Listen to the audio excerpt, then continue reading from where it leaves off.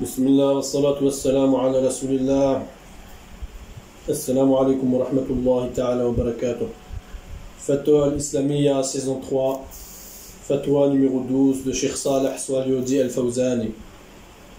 As-su'al, la question: est-il permis de lire le Coran au cimetière? Jawab, la réponse: la lecture du Coran dans le cimetière est une bid'a. Ce n'est pas permis de le faire dans les maqabir, c'est-à-dire au cimetière. C'est formellement interdit. Il y a des coutumes dans nos pays africains et du Maghreb de réciter certaines sourates comme Yassine plusieurs fois, ou Salat al-Nabi 11 fois, ou Surat Ikhlas 11 fois, Al-Falaq 11 fois, Surat al-Nas 11 fois. Ceci est une bid'a, c'est-à-dire une innovation. Il n'y a aucune source sur cela. Le prophète sallallahu alayhi wa sallam ne l'a jamais fait, ni ses compagnons parmi les plus grands, Abu Bakr, Omar, Uthman ou Ali radiyallahu anhum, qu'Allah les agrée. En effet, les 4 califes bien guidés, que l'on appelle Khulafa ou Rashidun, ne l'ont jamais fait, et si c'était permis, ils l'auraient fait. Le prophète sallallahu alayhi wa sallam nous dit: Ij'alu min salatikum fi buyutikum. Réservez une partie de vos prières à la maison.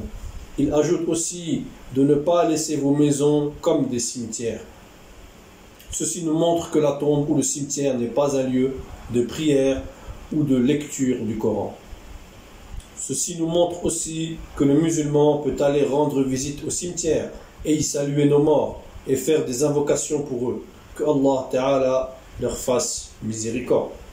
Le prophète sallallahu alayhi wa sallam, lorsqu'il finissait l'enterrement, restait debout devant la tombe et invoquait pour le défunt.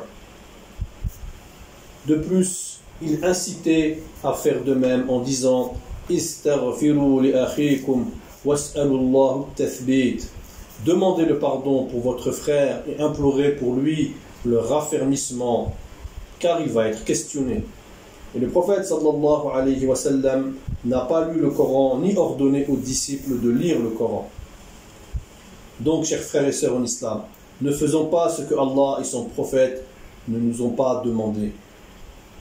Allah Ta'ala dit dans la sourate Nisa, au verset 59, dans la sourate Les Femmes: فَإِن تَنَازَعْتُمْ فِي شَيْءٍ فردوه إلى الله والرسول إن كنتم تؤمنون بالله واليوم الآخر ذلك خير وأحسن تأويلا. Puis, si vous vous disputez en quoi que ce soit, renvoyez-le à Allah et au messager. Si vous croyez en Allah et au jour dernier, ce sera bien mieux et de meilleure interprétation et aboutissement. Ce que nous devons comprendre à travers cela, c'est que quand il y a un litige, une discussion, on doit toujours se référer à Allah et à son prophète. Et dans la sourate Shura, au verset 10, Allah Ta'ala nous dit: وَمَا اخْتَلَفْتُمْ فِيهِ مِنْ شَيْءٍ فَحُكْمُهُ إِلَى اللَّهِ ذَلِكُمُ اللَّهُ رَبِّي عَلَيْهِ تَوَكَّلْتُ وَإِلَيْهِ أُنِيبُ. Si à propos d'une chose vous tombez dans une divergence, désormais son jugement appartient à Allah. Voilà qu'Allah, c'est mon Seigneur. En lui j'ai placé ma confiance et c'est vers lui que je me retourne. Allah nous dit aussi dans la sourate Hashr, au verset 7: وَمَا آتَاكُمُ الرَّسُولُ فَخُذُوهُ وَمَا نَهَاكُمْ عَنْهُ فَانْتَهُوا. Prenez ce que le messager d'Allah vous donne et ce qu'il vous a interdit, abstenez-vous-en. Tout ceci nous montre que la lecture du Coran dans les cimetières n'est pas permise, car le prophète sallallahu alayhi wa sallam ainsi que ses compagnons ne l'ont jamais fait.